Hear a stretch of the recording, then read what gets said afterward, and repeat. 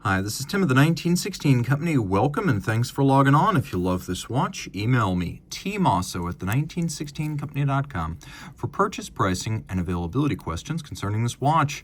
Today, we discuss a watch that is subtly discontinued.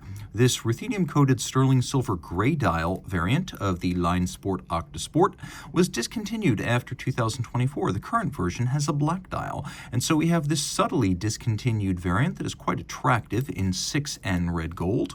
This, of course, is part of the Linesport 44mm generation of the sports watches that debuted back in 2018, around 2019, 2020. They shed their rubber bumpers and became pure gold, as you see right here. So 44 millimeters in diameter, 11.2 millimeters thick. And if you just measure the case end to end, then that's 51.9 millimeters.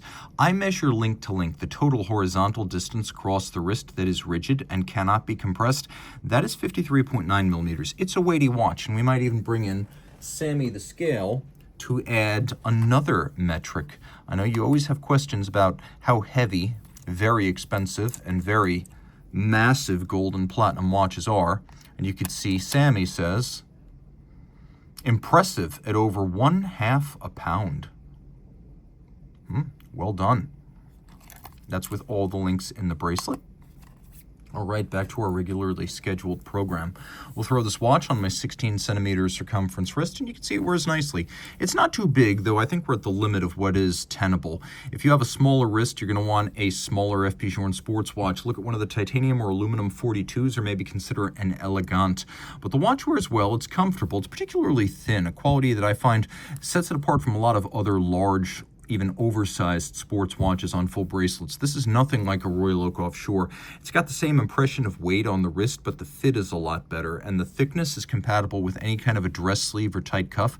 So while it is a sports style, you could wear it formally with a tight sleeve or French cuffs. I recommend it for a wrist my size or larger, so 16 centimeters circumference and up. Taking a quick look, you can see 6N red gold. We're not used to seeing that. We're generally used to the 3N pink, 4N rose, 5N red scale of rose gold redness. 6N is incredibly dark red, a lot of copper in this alloy.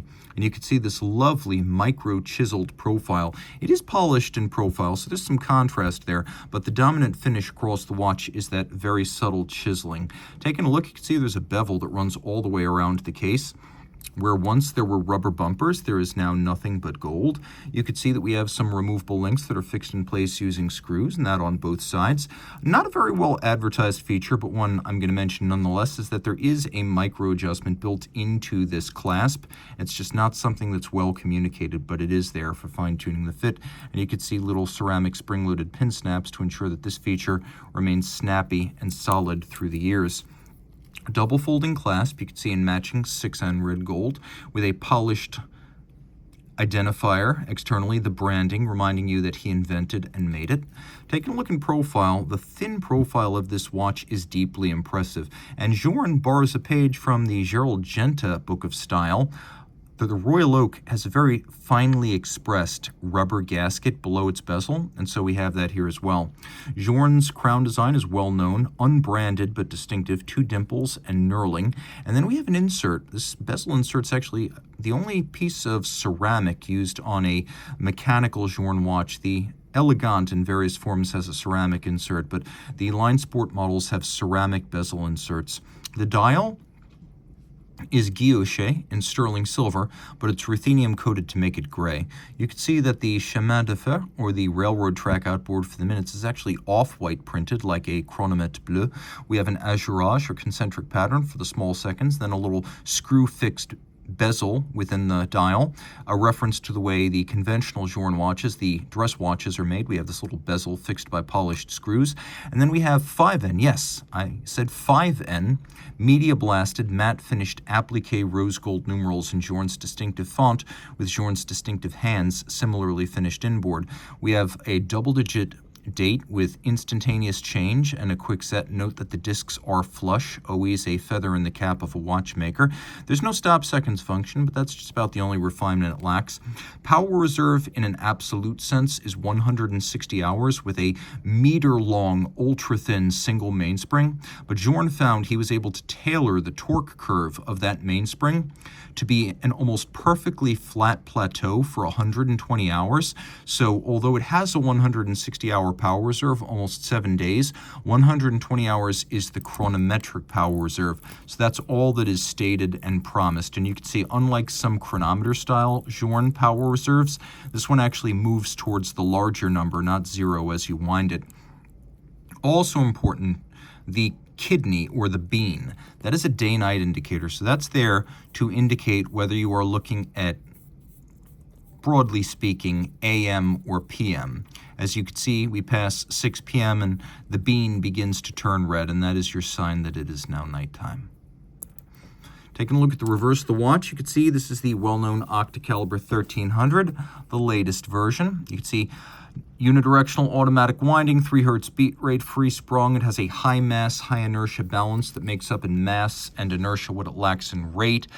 Single barrel with that incredibly thin and constant flat torque output. We have 5-position adjustment, which is chronometer standard.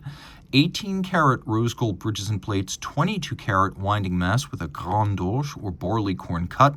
Screw heads are polished. We have circular Côte de Genève. We have a bevel that is mechanically started but manually finished, so it's shiny and bright.